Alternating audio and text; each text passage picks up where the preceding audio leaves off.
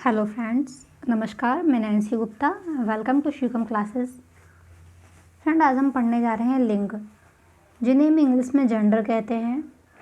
और इसके पहले हमने बहुत ही अच्छे से बेसिक से चैप्टर कंप्लीट किए थे।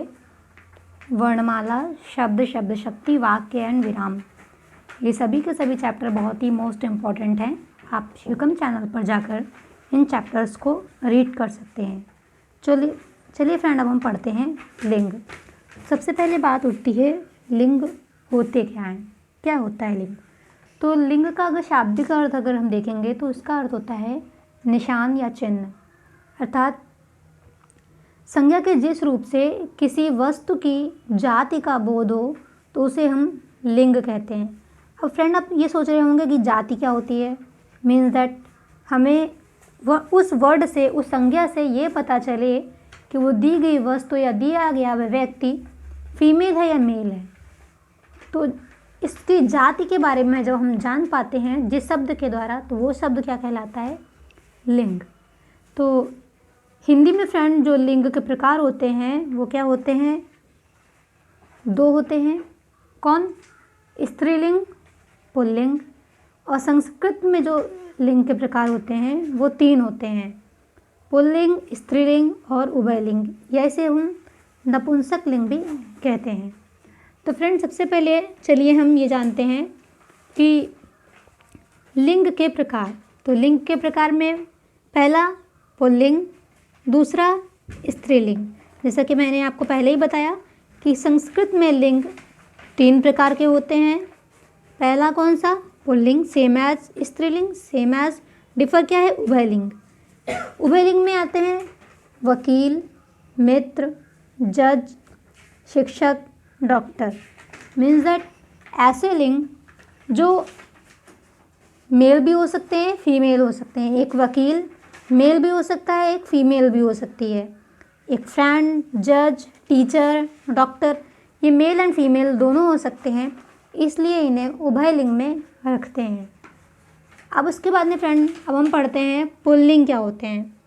पुल्लिंग मतलब ऐसे शब्द, ऐसे संज्ञा शब्द जो पुरुष जाति का बोध कराते हों, जिनसे ये पता चलता हो कि दिया गया पर्सन या दी गई वस्तु पुरुष है या मेल है।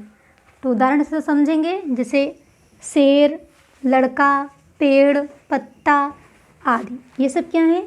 ये पुल्लिंग शब्द हैं। पहचान के तौर पे हम ये क्या देखेंगे, पहचान के तौर पे कुछ प्रत्यय शब्द दिए गए हैं, आपको स्क्रीन पे दिख रहा होगा। जैसे आ पुल्लिंग, अगर मोटा में लगा, मोटा, तो ये क्या हो गया, ये हमारा पुल्लिंग शब्द है। आओ, घुमाओ वर्ड है, उसमें आओ प्रत्यय वर्ड जुड़ा हुआ है, तो ये क्या हो गया, पुल्लिंग शब्द है। पा, बुढ़ापा, बुढ़ापा में पा वर्ड जो है वो प्रत्यय है, इससे ये पुल्लिंग शब्द हुआ। पन, बचपन में पन जो है वो प्रत्यय है, बचपन एक पुल्लिंग शब्द है। फ्रेंड, इस तरीके से हम जो उदाहरण पढ़े थे, शेर, लड़का, घर, पेड़, पत्ता, इनका हम वाक्य प्रयोग करके देखेंगे क्या ये पुल्लिंग शब्द हैं। तो पहला शब्द है शेर। शेर दौड़ रहा है, तो ये क्या हुआ, पुल्लिंग। इससे हमें पता चल रहा है कि जो शेर है वो पुल्लिंग है। लड़का खाना खा रहा है, लड़का क्या है, पुल्लिंग शब्द है। पेड़ कितना बड़ा हो गया है, तो ये क्या है, एक पुल्लिंग शब्द है। पत्ता गिर गया है, इस वाक्य से क्या पता चल रहा है कि पत्ता एक पुल्लिंग शब्द है। इसी तरीके से फ्रेंड्स, पर्वत के नाम, माह के नाम, वार, वार मतलब दिन, जैसे सोमवार, मंगलवार, बुधवार। कुछ ग्रह जैसे सूर्य, चंद्र, मंगल, बुध। और महीनों के नाम में जैसे जो है लेंगे जून, अप्रैल, अक्टूबर, नवंबर, दिसंबर। तो ये सारे जो महीनों के नाम हैं ये क्या होंगे, पुल्लिंग शब्द होंगे। फ्रेंड, इन्हीं महीनों के नाम में जैसे जनवरी है, फरवरी, मई, जुलाई, तो ये क्या है, ये स्त्रीलिंग शब्द हैं। तो इनको आप याद रखिएगा कि कोई बोले माह के नाम पुल्लिंग होते हैं तो आप बोलिएगा नहीं, सारे माह पुल्लिंग नहीं होते हैं। इनमें से जनवरी, फरवरी, मई, जुलाई स्त्रीलिंग होते हैं। और most important thing is that friend, हम आपको बताना चाहेंगे कि अगर कभी भी आपको लिंग को पहचानना है तो जो भी आपको शब्द दिया गया है आप उसका वाक्य प्रयोग करके देखिए। ये ट्रिक यूज़ की हुई है और 101% बिल्कुल राइट है और यूज़फुल है कि आप इससे पता लगा पाएंगे कि दिया गया वर्ड पुल्लिंग है या स्त्रीलिंग है। कोई भी वर्ड आपको एग्जाम में दिया गया है, आप उसका वाक्य प्रयोग करके देखिए, उस वाक्य के अर्थ को समझिए कि क्या ये अर्थ निकल रहा है, जिससे आप जान पाएंगे कि जो दिया गया शब्द है वो पुल्लिंग है या स्त्रीलिंग है। फ्रेंड, अब इसके बाद में हम पढ़ते हैं स्त्रीलिंग। जिन शब्दों से स्त्री जाति का बोध होता है, मतलब ऐसे शब्द, ऐसे संज्ञा शब्द जो स्त्री जाति का बोध कराते हैं, उन्हें हम क्या कहते हैं? स्त्रीलिंग कहते हैं। आप उदाहरण में देख रहे होंगे, मैंने सेम एज अपोजिट वर्ड लिए हैं। जैसे पुल्लिंग में मैंने लिया था शेर, तो मैंने स्त्रीलिंग में लिया है शेरनी। मैंने पुल्लिंग में लिया था लड़का, तो स्त्रीलिंग में मैंने लिया है लड़की। पुल्लिंग में मैंने लिया था पत्ता, तो स्त्रीलिंग में मैंने लिया है पत्ती। तो फ्रेंड, इस तरीके से आप समझ पा रहे होंगे कि स्त्रीलिंग के कौन से शब्द होंगे। पहचान क्या होता है? इनमें भी कुछ प्रत्यय लगते हैं, जैसे आई, मोटाई। मैंने वहाँ पे अ प्रत्यय लिया था तो बना था मोटा, अब मैंने यहाँ पे आई प्रत्यय लिया है तो इससे बनी है मोटाई। देन इसके बाद में फ्रेंड ई प्रत्यय आता है जिससे बनता है बेटी। बेटी के बाद में फ्रेंड हम थर्ड प्रत्यय पढ़ेंगे जो है इया, जिससे बनता है चिड़िया, बिटिया। फ्रेंड, इस तरीके से ये चिड़िया शब्द है वो स्त्रीलिंग हुआ। ट प्रत्यय का यूज अगर हम देखेंगे तो झंझट। झंझट शब्द क्या है? एक स्त्रीलिंग है। फिर दिया गया है वट, तो वट प्रत्यय से बना है शब्द बनावट, और बनावट शब्द एक स्त्रीलिंग शब्द है। हट प्रत्यय से बना हुआ शब्द है घबराहट, और घबराहट शब्द फ्रेंड है स्त्रीलिंग। इसके बाद में प्रत्यय दिया गया है ख। ख प्रत्यय से बनता है शब्द ईख, राख। तो फ्रेंड, ये सब दोनों ही शब्द क्या हुए? स्त्रीलिंग हुए। अब फ्रेंड, जो हमने उदाहरण पढ़े थे इनका हम वाक्य प्रयोग करके देखेंगे। कैसे? लड़की दौड़ रही है, कुर्सी रखी है, पत्ती गिर गई है, शेरनी रो रही है। तो ये सारे फ्रेंड वर्ड क्या हैं? स्त्रीलिंग की तरह यूज हो रहे हैं। इनका जो रूप है वो स्त्रीलिंग की तरह प्रयोग में आ रहा है। तो ये सारे के सारे शब्द क्या हुए? स्त्रीलिंग हुए। ये जो फ्रेंड हमने प्रत्यय का यूज करके जो शब्द बनाए हैं, मैं आपको ये होमवर्क देती हूँ कि आप जितने भी ये प्रत्यय में यूज हुए शब्द हैं आप इनका वाक्य प्रयोग करके देखिए और समझिए कि ये शब्द स्त्रीलिंग है या पुल्लिंग है। कोई भी डाउटफुल शब्द हो तो आप उस डाउटफुल शब्द को कमेंट के थ्रू मेरे से पूछ सकते हैं। फ्रेंड, इसके बाद में मैं आपको बताना चाहूँगी most important thing is that भाषा, बोली, लिपि के जो नाम होते हैं वो स्त्रीलिंग होते हैं। भाषा, हम उदाहरण देखते हैं, हिंदी भाषा। बोली, हिंदी बोली, देवनागरी लिपि।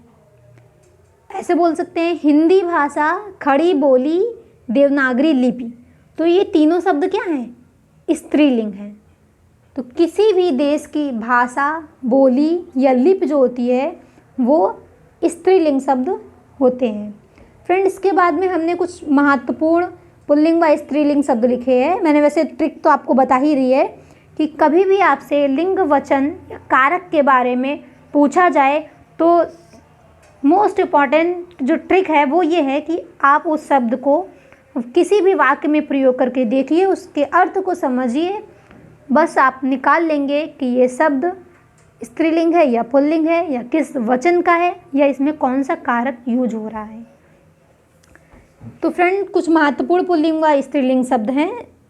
पेड़, पेड़ में जो पुल्लिंग है जैसे पीपल, नीम, जामुन, शीशम, सागौन, अशोक, ये सारे के सारे पेड़ कैसे हैं? ये पुल्लिंग हैं। उसके बाद में पक्षी में आता है तोता, मच्छर, कौवा, बिच्छू। तो ये क्या है? पक्षी पुल्लिंग हैं। इसी तरह से फ्रेंड मैना, चील, कोयल, ये क्या है? स्त्रीलिंग हैं। इसके बाद में फ्रेंड हम पढ़ेंगे कुछ अनाज, जैसे कि बाजरा, गेहूँ, चावल, चना, उड़द, मटर। तो ये सारे क्या हैं? पुल्लिंग शब्द हैं।